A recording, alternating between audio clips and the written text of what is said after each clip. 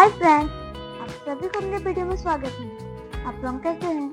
आशा करती हूँ आप सब अच्छे होंगे और मैं भी अच्छी हूँ। रोजाना की तरह आज भी मैं एक नई अल्पना डिजाइन लेकर आई हूँ। साथ में एक शायरी भी लाई हूँ।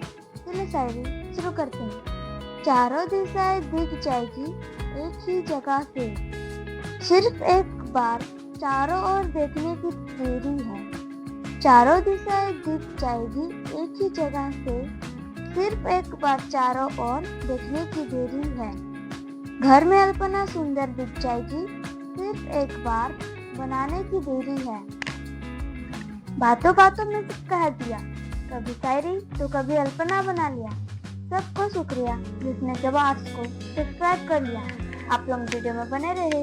वीडियो अच्छा लगे तो लाइक, कमेंट, शेयर और सब्सक्राइब जरूर कीजिएगा। Thank you.